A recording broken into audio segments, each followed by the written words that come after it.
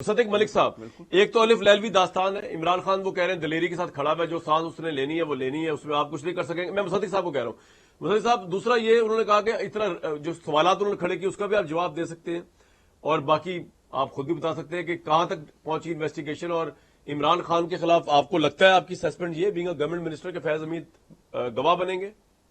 دیکھیں، پہلی بات تو یہ ہے کہ جب آپ کسی ایک بھی نقطے کو لے کر چلیں گے تو آپ کے اوپر جو پکچر ہے وہ بالکل واضح نہیں ہوگی. لیکن اگر آپ ان تمام نکات کو جوڑنا شروع کریں، یعنی پچھلے دنوں جو کیمپین چلائی گئی کہ خان نہیں تو پاکستان نہیں، تو سب نے سوچا ارے بھائی، خان نہیں تو پھر پاکستان کیسے نہیں؟ پاکستان کے دم سے تو ہم سب کی شان ہے. آپ جو ٹی وی پروگرام کرتے ہیں، میں جو آپ کے ٹی وی پروگرام میں حاضر ہوتا ہوں، یہ پاکستان کے دم سے ہے. اگر پاکستان نہیں تو ہم میں سے کوئی بھی کچھ نہیں. تو پھر یہ خان نہیں تو پاکستان نہیں کیا ہے؟ اب میں واپس چلا جاتا ہوں، اور آپ کو یاد ہوگا کہ ایک زمانے میں ایک ڈیوڈ فینٹم کے نام کا لابسٹ ہائر کیا تھا پی ٹی آئی نے امریکہ میں. تو یہ ڈیوڈ فینٹم کون ہے؟ یہ ڈیوڈ فینٹم صاحب وہ ہیں جنہوں نے 30 سے 35 سال 40 سال سے یہ پاکستان کا جو ایٹمی پروگرام ہے اس کے خلاف تحریک چلا رہے ہیں. یعنی جب پاکستان کا ایٹمی پروگرام پائے تکمیل تک نہیں بھی پہنچا تھا تو یہ اس وقت کانسرٹس ارینج کرتے تھے اور پورے ملک میں امریکہ میں لابی کرتے تھے ایٹمی پروگرام کے خلاف.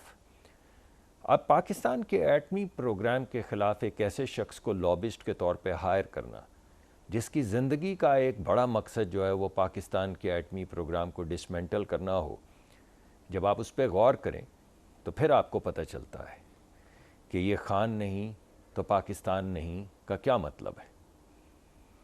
اب میرے پاس تفصیلات تو نہیں ہیں جو ابھی موجودہ جو کچھ چل رہے ہیں، کلپس چل رہے ہیں، جو واٹس ایپ کی کمیونیکیشن سامنے آ رہی ہے. میرے پاس کوئی طریقہ کار نہیں ہے اس کو دیکھنے کا، تصدیق کرنے کا. لیکن اگر یہ بات سچ ہے تو جو باتیں کہی جا رہی ہیں پاکستان کے حوالے سے، جب آپ ان کو پڑھیں اور وہ اپیل جو کی جا رہی ہے غیر ممالک کو، ان ممالک کو جن سے ہماری دشمنی ہے یا اچھے تعلقات نہیں ہیں، جو اپیلز ان کو کی جا رہی ہیں، جب آپ ان کو پڑھیں تو پھر آپ کو سمجھ آتی ہے کہ یہ خان نہیں تو پاکستان نہیں کا مطلب جی. کیا ہے. تو اگر دونوں ہی باتوں کو چھوڑ دیں آپ اور سیدھا 9 مئی پہ چلے جائیں، اور 9 مئی سے پہلے جو خان صاحب نے اپنے گھر سے نکلتے ہوئے انٹرویو دیا تھا، اس انٹرویو کو سن لیں جو گاڑی میں بیٹھ کے انہوں نے دیا تھا، اور اس کے بعد 9 مئی کا خاکہ دیکھ لیں کہ شہیدوں کے مجسموں کے سر کاٹ کے ان کو اٹھا اٹھا کے پٹخنا. یعنی وہ جو جہاز یا وہ آلات جو ہم اپنے دفاع کے لیے استعمال کرتے ہیں یا اپنے دشمنوں کے دانت کھٹے کرنے کے لیے استعمال کرتے ہیں، ان فوجی تنصیبات جو ہے ان کو آگ لگا دینا. وردی ان لوگوں کی جنہوں نے سرحدوں کے اوپر آپ کی حفاظت کرنی ہے، وہ ڈنڈے پہ ٹانگ کے اس کا ٹھٹھا لگانا، کور کمانڈر کے گھر میں گھس کے اسے آگ لگا دینا. جس ٹاور پہ عسکری لکھا ہو باقی سب ٹاور چھوڑ کے اسے آگ لگا دینا.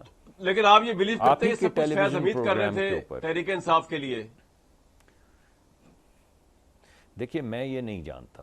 یہ تو جو اس وقت کورٹ مارشل ہوگا یا فیلڈ کورٹ مارشل ہو رہا ہے، میں نے تو کسی صاحب کا نام نہیں لیا. میں تو آپ کو وہ نکات بتا رہا ہوں کہ جب آپ یہ نکات جوڑیں تو کیا یہ خود سے جڑتے چلے آ رہے ہیں، یا 9 مئی بھی خود سے ہو گیا، یہ پاکستان کے خلاف کمیونیکیشن بھی خود سے ہو گئی، یہ خان نہیں تو پاکستان کی تحریک جو پاکستان نہیں کی نعوذ باللہ تحریک جو تھی یہ بھی خود سے ہو گئی، وہ جو جنرل سرفراز شہید ہوئے تھے ان کے اور ان کے بچوں یا فیملی کے خلاف جو پورا ٹرینڈ چلا تھا وہ بھی خود سے ہو گیا، چیف کے چیف اپوائنٹ ہونے سے پہلے جو تحریک چل رہی تھی وہ بھی خود سے ہو گئی.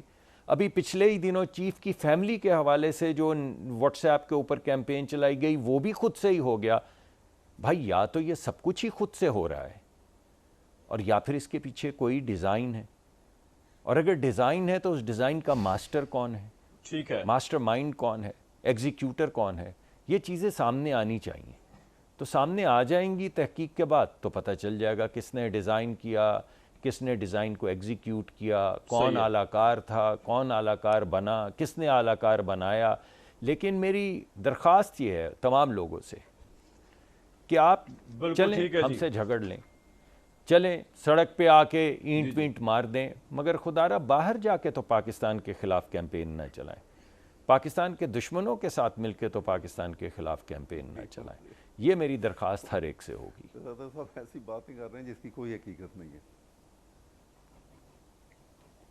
ٹھیک ہے، آپ کی درخواست آگے. جی میں تو کہہ رہا ہوں پھر جی نہیں مان لیتے تو کس بات کی حقیقت ہے. ڈیوڈ فینٹن سر ایک سیکنڈ دیجیے گا، ایک سیکنڈ دیجیے گا، ایک سیکنڈ صرف.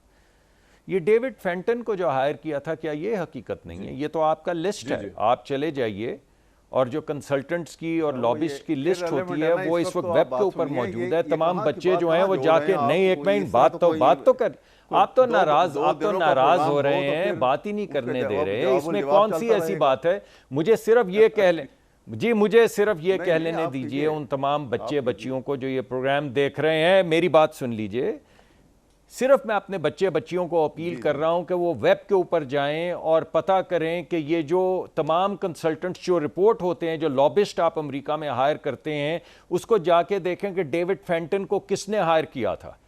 اور یہ بھی دیکھیں کہ ڈیوڈ فینٹن نے پچھلے 3 سال میں کیا کیا پاکستان کے اور اوورآل ایٹمی پروگرام جو ہمارا تھا اس کے خلاف جو کیمپین کیا، اس کے خد و خال کیا ہیں. تو پھر اپنے آپ سے آپ پوچھیں کہ ایک ایسا شخص جو پاکستان کے دفاع کو پامال کرنے پہ